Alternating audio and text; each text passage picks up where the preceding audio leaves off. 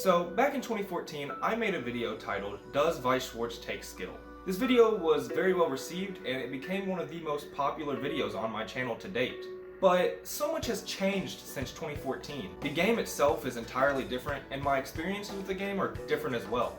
You see, back in my first video, I did a pretty thorough explanation of my history with competitive card games and sort of explained what concepts in Weiss sort of compare to other card games' luck factor. I also went into talking about what concepts in Weiss are skill intensive, and for its time, I think it was a pretty good video. However, heading into 2020, the video itself has aged quite a bit, and there's still so much I want to talk about on the subject matter with updated viewpoints and ideologies. So without further ado, let's get into it. So I want to take a brief second to actually define skill. Skill is the ability to do something well or have expertise on a certain topic. So if we're going to start by making the assumption that Weiss Schwarz does take skill, what exactly is a player doing well or better than their opponent? Well, it has to be something that the player actually has control over. Hidden zones in Weiss Schwarz, like the deck, can be manipulated through compression or certain effects, but is still mostly susceptible to RNG or luck. There are many things in the game that are heavily influenced by RNG. However, one thing that is not is the player's ability to make decisions and deciding what decision is best for the current situation the player is in. Going into any turn in the middle of a Weiss Schwarz game, there are countless different variables that a player has to constantly be aware of and consider when deciding their plays. Do you clock? Do you pay out that climax that's lost deep somewhere in your stock? How should I set up my board? Should I side attack to mitigate some incoming damage, or do I front, in turn losing my character, but avoid the side attack damage penalty? This is just a fraction of the different variables that can be going on in a single turn of Weiss Schwarz. And that's not even bringing up some of the extremely difficult ones. Do you only swing with 2 of your characters, leaving your opponent who's playing Konosuba at 2-5 to avoid them hitting level 3, so that you can possibly survive their onslaught of level 3 game enders and hopefully push for game the next turn?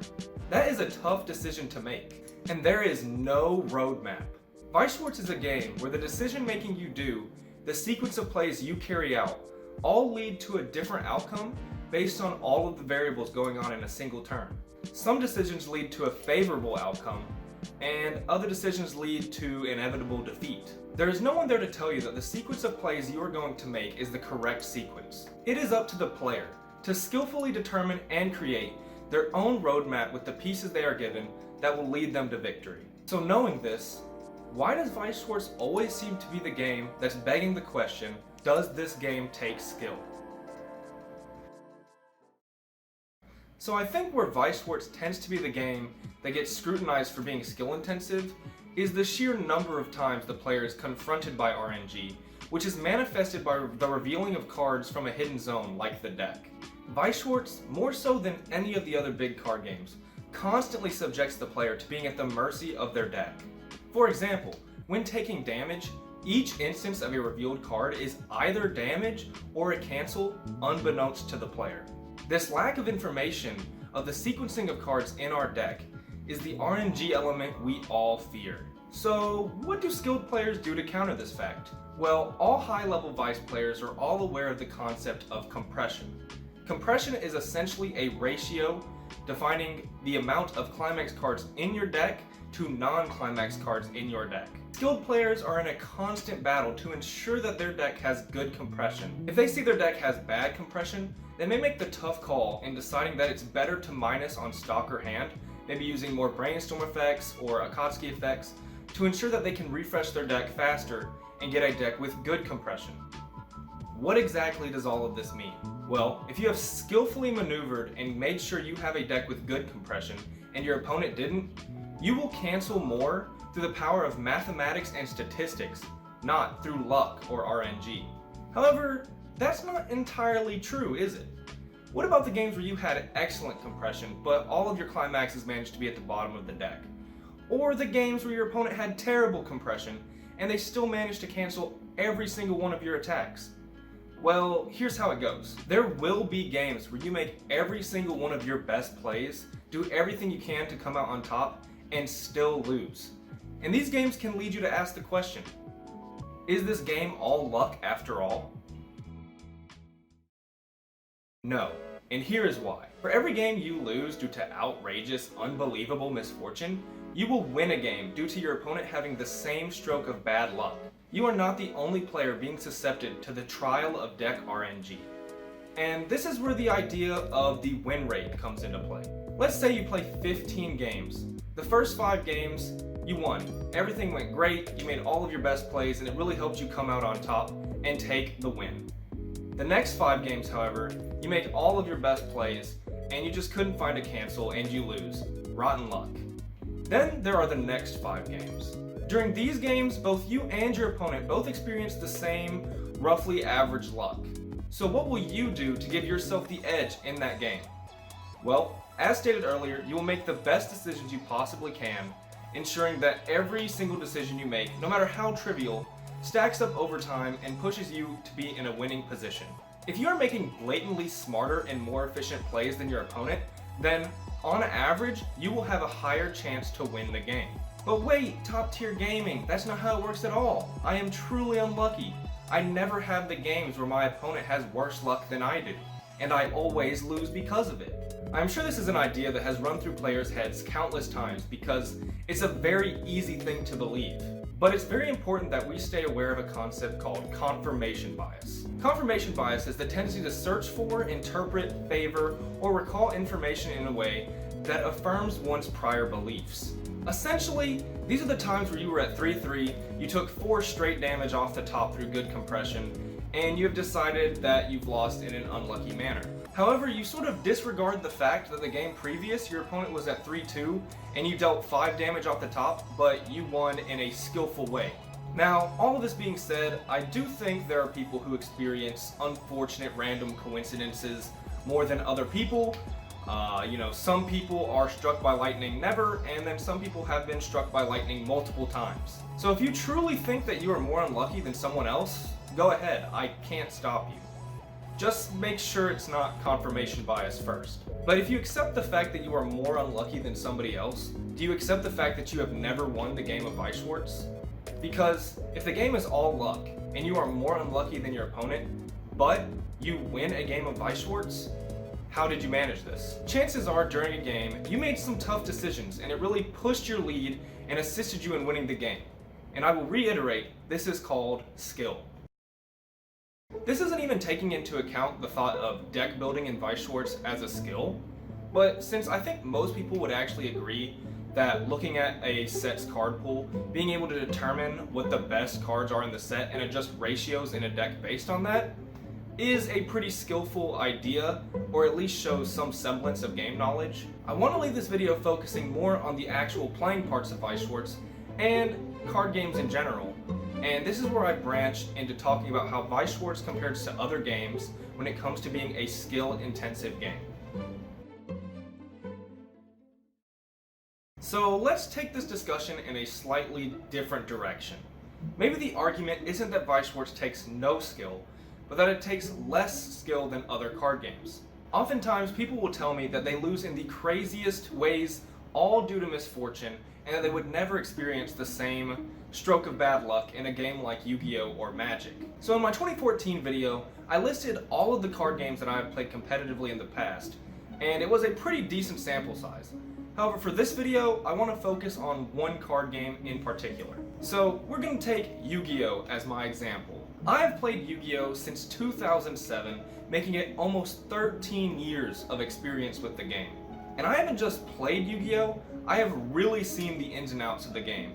And I've seen the game's bright spots, and I've also seen its dark ages. In Yu-Gi-Oh! I have topped numerous regionals, whether it be a top 8 or a top 16. I've attained over 15 nationals invites, and I've played at nationals for 3 different years, and have done well each time. So when people come up to me and tell me that Yu-Gi-Oh! Takes more skill than Weiss Schwarz, I can actually see what viewpoint or direction they're coming from. In Yu-Gi-Oh! You are subjected to RNG far less. You don't have to reveal cards off the top of your deck to decide whether you live or die. The only RNG you experience in Yu-Gi-Oh! Is the drawing of your opening hand. However, this also means that the RNG that is weighted with drawing your opening hand is so much heavier than any instance of RNG in Weiss Schwarz. What I mean by this is, in Weiss Schwarz, if you open a poor hand, it doesn't determine the winner of that game. As long as you play your first deck as best as you can, compress yourself decently, and go into your second deck with a decent amount of resources, you have all of the chance in the world to come back and win that game. In Yu-Gi-Oh!, your hand is truly a determining factor in deciding whether or not you win the game. The RNG of drawing your first 5 cards has already decided so much for you on whether or not you will win the game. This isn't to say that if you open bad, you will lose in Yu-Gi-Oh! Skilled players often maneuver out of bad hands in that game. However, Yu-Gi-Oh! In 2019 is a game of outs. And honestly, Yu-Gi-Oh! Has been a game of outs for a long time. Yu-Gi-Oh! Right now is a game of floodgates, of hand traps, of omni negates, of protect the castle strategies, and of overpowered board breakers. So I want to take an example of maybe some past metas and relate them to current metas, of just situations in Yu-Gi-Oh! Where the game was decided from the very start, all with your opponent's opening hand. Let's go back to 2008. Both you and your opponent are playing a Teledad mirror match. Your opponent opens their first 6 cards, and it is the complete nuts. Destiny Draw, Malicious, Emergency Teleport, Sangan, Crush Card Virus, and Solemn Judgment. Your opponent activates Destiny Draw, discarding Destiny Hero Malicious, and they draw into a second copy of Emergency Teleport and a Royal Oppression. With this opening hand, their end board ends up being Stardust Dragon, Sangan, set Crush Card, set Oppression, set Solemn Judgment. I just want to make it kind of clear at this point that there is not a single out, not one, in your entire deck that can get around that board. You have already lost, and you haven't even played the game yet. I think it's also worth mentioning that there aren't almost any outs in the entire card pool of Yu-Gi-Oh! At that time to break that board. Because the only outs I can think of off the top of my head are Lava Golem, and it was discarded with Crush Card Virus and a +1 off Sangan. You can relate this board to almost anything in Yu-Gi-Oh! Such as a modern Thunder Dragon board, a modern Pendulum board. There are so many break the castle strategies that have existed in the time where you lost on your first turn before you have even played the game. Unless you draw some of those overpowered board breakers, like Sphere Mode Raw or Super Polymerization, you have lost, and there's nothing you can do to win the game except draw one of those outs. Hard draw. There are actually no instances in Weiss Schwarz where you can lose on the first turn without having even played the game. Like, you could have a very terrible hand at the start, and a lot of things could not go your way, but you will get to play Weiss Schwarz in some capacity, whether it's a fortunate game or an unfortunate one. We can also take this in a slightly different direction for Yu-Gi-Oh! Where maybe you opened your first 5 cards, and it's not what you would like to see. You really need to resolve 1 or 2 cards, and you have to make sure they resolve. You can play your first starter card, and they activate Ash Blossom and Joyous Springs. Okay, well you really need the next one to go off.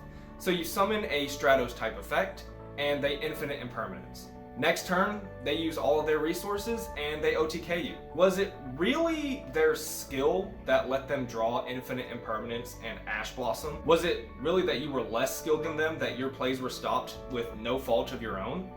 I'm gonna say that is a hard no. I don't think that the Teledad player won through skill when they made their very blatantly obvious plays with their overpowered cards. And I don't think you lost because you were less skilled in that matchup. So now I want to leave this video off with some concluding thoughts on the matter in general. Card games are subjected to RNG no matter which card game you play. RNG heavily influences so many elements in any card game, no matter what it is. However, just because there's RNG in the game doesn't mean that there's no skill in the game. So much of your decision making and what you actually do is a big part of what skill is in a card game. Especially in a game like Weiss Schwarz, where games can often be 25 minutes, you will have to make literally hundreds of decisions, and all of those affect the outcome of the game.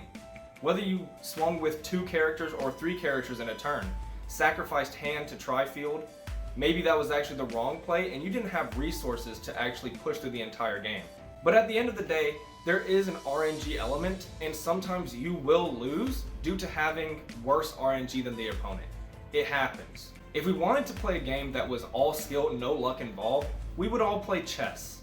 But being card game players, RNG is just a part of it, and it's up to us to sort of make our own luck. We have to play good enough that maybe we can work around RNG and come out with the win despite terrible odds. So is there a heavy luck element in Weiss Schwarz? Of course there is. It will be with any card game and most games in general. But does that also mean that there's no skill in Weiss? Definitely not. There is a lot of skill in Weiss Schwarz, and even though it doesn't always determine who will come out on top, I would definitely say that Weiss Schwarz is a skill-intensive game. So with all that being said, I hope you did enjoy this video. If you did, you can leave a like, subscribe, leave a comment down below your thoughts on the subject matter. I'll be sure to read them and I would love to hear them. So that's all for this video. Again, hope you enjoyed. This was Top Tier Gaming. Bye YouTube.